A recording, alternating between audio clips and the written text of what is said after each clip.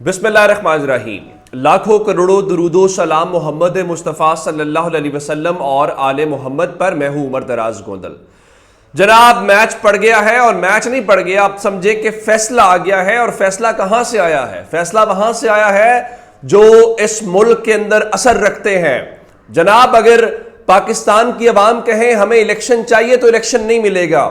پاکستان کی عوام اگر کہے کہ یہ پاکستان کے لوگوں کے ساتھ کیا کر رہے ہو، احتجاج کرنے کے اوپر بھی گرفتار کر لیتے ہو۔ اب اندازہ یہ کیجئے کہ صرف بجلی کے بل ہے اور بجلی کے بلوں کے اوپر لوگ احتجاج کریں، اس کے اوپر بھی مقدمہ بن جاتا ہے، اور اسلام آباد میں بجلی کی قیمتوں کے اضافے کے اوپر احتجاج کیا گیا ہے اور اس کے اوپر پرچہ کاٹ دیا گیا ہے۔ اور اندازہ اس بات سے کیجئے کہ وہاں پہ جو بھی لوگ تھے، تھانہ بارہ کہو کے اندر یہ مقدمہ درج کیا گیا ہے، تو پاکستانیوں کو تو خاطر میں لانے کو کوئی تیار ہی نہیں ہے۔ لیکن جب وہاں پہ جو اصل جہاں سے پیسے میں ملتے ہیں، جہاں سے بہت ساری IMF چلتا ہے، بہت ساری چیز چلتے ہیں، وہ کریں تو پھر فرق پڑتا ہے۔ اب میں آپ کے لیے ایک بہت بڑی خبر نکال کے لایا ہوں، اور خبر جو ہے وہ یورپی یونین سے متعلق ہے۔ آپ کو پتا ہے کہ یورپی یونین اور امریکہ جو ہے وہ مل کے کام کرتے ہیں۔ میں آپ کو ایک یاد دلانا چاہتا ہوں کہ عمران خان کے دور کے اندر جو ان کو دھمکی آئی تھی، وہ باقاعدہ یورپی یونین کے جو سفیر ہیں انہوں نے خط بھی لکھا تھا، جس پہ عمران خان نے کہا تھا کہ کیا ہم کوئی غلام ہے؟ جس کے بعد وہ جو سائفر میں سارا کچھ کھلا، اس میں بھی پتا چلا کہ وہ امریکی ذکر کر رہے تھے کہ جناب آپ نے دیکھا یورپی یونین آپ کو کیا کہہ رہی ہے۔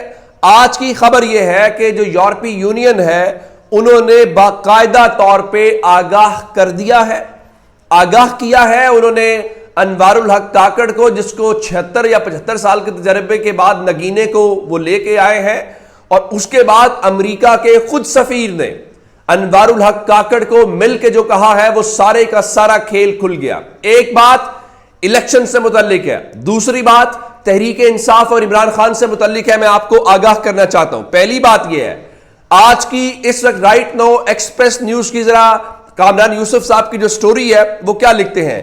انتخابات فروری سے آگے گئے تو سنگین نتائج ہوں گے، مغربی ممالک کی دھمکی۔ اب یہ مغربی ممالک کون سے ہیں؟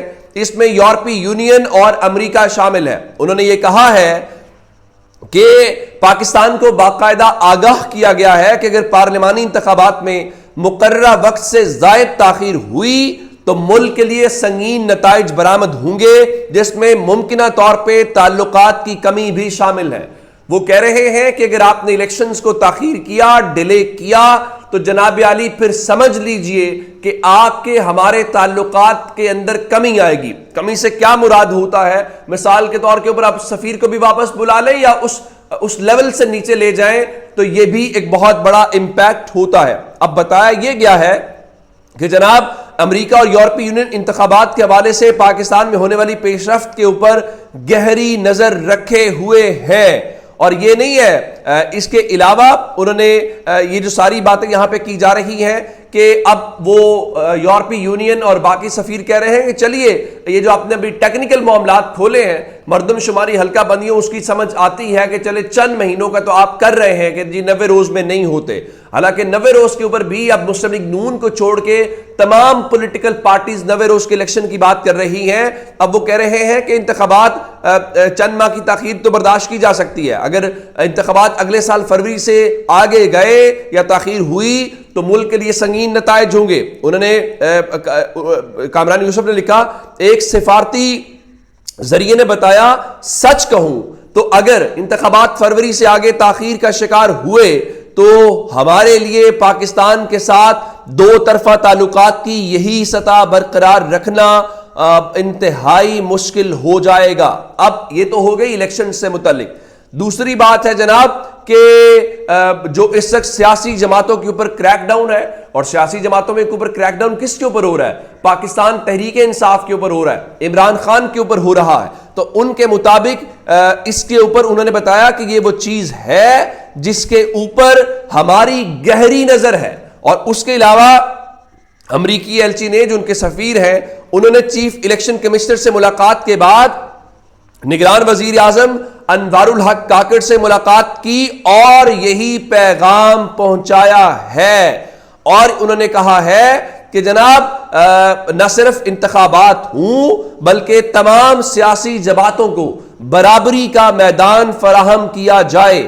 وہ جو برابری کا میدان ہے وہ تحریک انصاف کو آپ کو پتا ہے کہ اگر برابری کا میدان مل گیا تو پھر بڑے بڑے برج الٹ جائیں گے. میں آپ کو مثال دینا چاہتا ہوں, خیبر پختونخوا کے اندر الیکشنز ہوئے ہیں 72 سیٹوں کے اوپر, 72 کے 72 کے نتائج آ گئے ہیں. اب ذرا آپ نے اس کو سمجھنا ہے تو میں آپ کو بتاؤں گا کہ مجموعی طور پہ ٹیکنیکلی تحریک انصاف سب سے زیادہ سیٹیں کیسے جیتی. اچھا, اس وقت بتایا گیا ہے کہ 72 میں سے 40 ایسی سیٹیں ہیں جو آزاد امیدوار جیتے ہیں.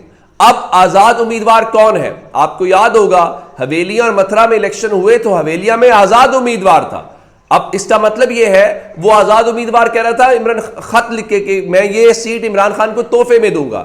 اب ایک بات تو یہ ہے کہ جناب پورے صوبے میں کل ہونے والی 72 نشستوں کے اوپر جناب علی مسلم لیگ نون ایک سیٹ بھی, کوئی ایک یونین کونسل بھی, کوئی ایک ولیج نیبرہڈ کونسل بھی جیت نہیں سکی. پیپلز پارٹی پورے صوبے میں 2 سیٹیں جیت سکی ہے. چلیں اس کو بھی چھوڑ دیتے ہیں. عوامی نیشنل پارٹی 4 سیٹیں جیت سکی ہے. اس کے بعد جماعت اسلامی 5, فضل الرحمان کی جماعت جو ہے وہ 6 سیٹیں.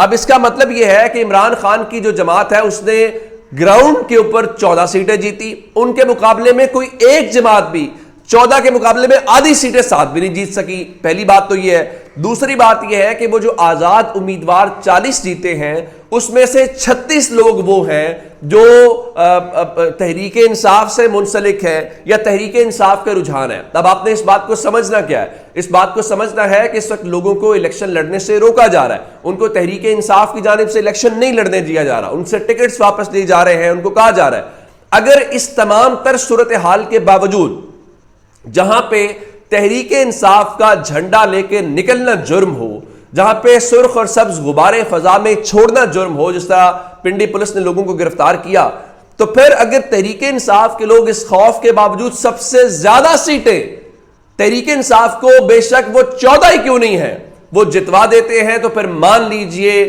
کہ جادو سر چڑھ کے بول رہا ہے عمران خان کا.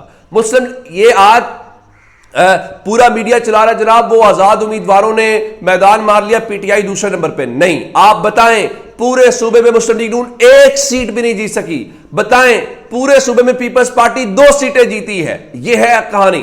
ان کے مقابلے میں تحریک انصاف 14 سیٹیں, اور 14 میں سے آگے جو 40 آزاد امیدوار ہیں ان میں سے 36 ایسے امیدوار ہیں جو پاکستان تحریک انصاف کے ہیں. اگر ان 36 کو ملائیں, 14 سیٹیں ملائیں تو 50 سیٹیں بنتی ہیں جناب. اور اس کا مطلب یہ ہے کہ عمران خان کے نام کے اوپر 50 سیٹیں جیت گئے, اور عمران خان کے مقابلے کے اندر مل کے بھی 25 بھی سیٹیں آدھی نہیں جیت سکے.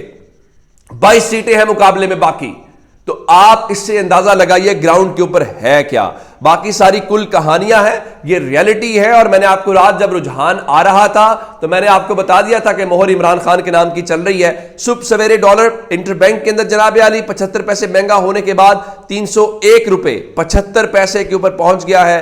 یہ بلند ترین سطح ہے پاکستان کے اندر ڈالر کی. لیکن وہ آپ کو یہی بتائیں گے کہ جناب اگر آپ ملک سے باہر چلے جائیں تو کیا فرق پڑتا ہے. جناب فرق پڑتا ہے. اب اگلی خبر عمران خان کی ضمانت کی رہائی سے متعلق ہے کہ اسلام آباد ہائی کورٹ جو ہے وہ عمران خان کو رہا کرتی ہے, یا ٹیکنیکل گراؤنڈز کے اوپر معاملہ لٹکایا جاتا ہے. تو یہ بھی آج دودھ کا دودھ جو ہے وہ پانی کا پانی ہو جائے گا. اپنا بہت سارا خیال رکھیے گا. خدا حافظ.